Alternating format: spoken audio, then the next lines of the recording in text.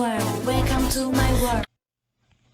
In today's episode of I thought this girl group song was meaningless until I read the English lyrics, yes, quite the lengthy title, we have Got That Boom by Secret Number. This one isn't really a psychological analysis, which by the way is not what psychoanalysis means. They're two completely different things. You guys are talking as if you're into some Freudian shit, but regardless, Got That Boom sounded like just a catchy lyric, but the song is actually a lot smarter than that. I didn't understand what it meant to quote unquote have that boom, but upon reading through the English lyrics, I definitely understand it more. I've talked about how Fire Saturday invites the listener into their party, which I love, but I also really love how Got That Boom invites the music and the party into their body. Like, glitter is pumping through their veins. Like, I'm Magnus fucking Bane, Clockwork Princess and on.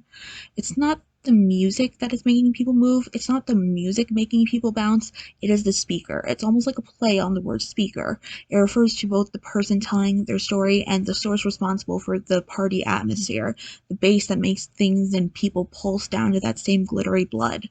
It's not the music, it's this music. The speaker takes ownership of the music as they are one and the same.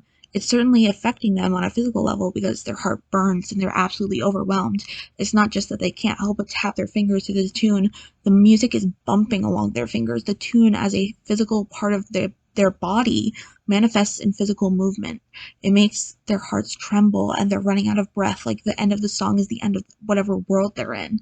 But it's kind of like Fire Saturday in a way because you have the bass too. You got that boom. I also oddly like the tic-tac-toe reference.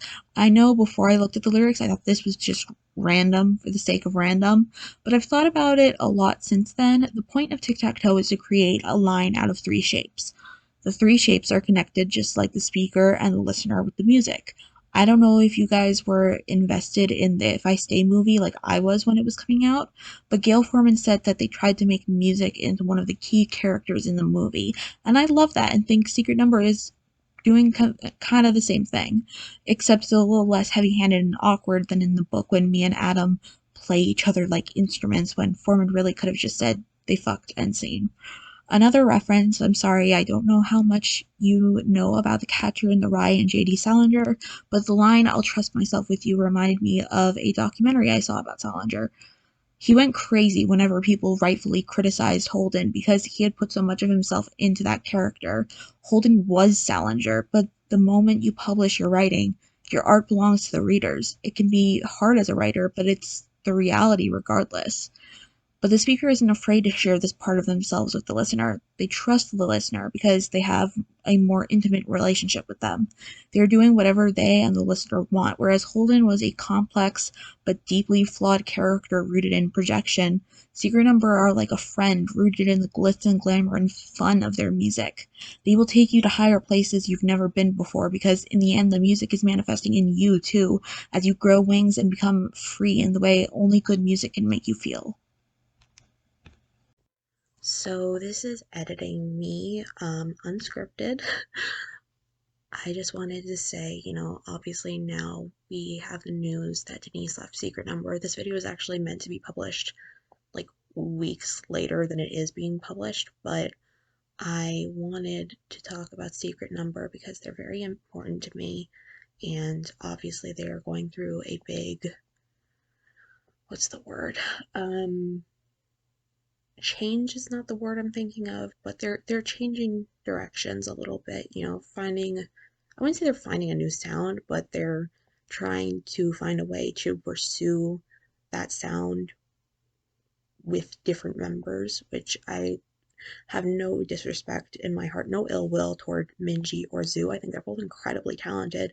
I have no ill will toward anyone in Secret Number. I love those girls. I'm gonna continue to love those girls and Denise both together and separately. I'm hoping personally that Denise will pursue a solo career. Whether or not that is something she wants to do, it's not clear. I More than anything, I just want her to do what she wants to do. So whatever happens, happens. I just wanted to make a video celebrating the time that she had with this group and what she accomplished, if that makes sense. So yeah, I hope you all continue to support Denise and Secret Number. Um, you know, they're they will never be the same, but they will never, but Denise will always be a part of them in some way. I think that's a good way of putting it. They will always be together even when they are apart. They will always be there will always be a secret number that was just OT5. And obviously OT7, oh, OT6 is not a bad thing. If you want to say OT7, I would agree with that too. Um, yeah, I just wanted to say something about how I really appreciate Denise and the rest of the girls, and I want the best for all of them. So this was just a ramble, but I thought I had to say something.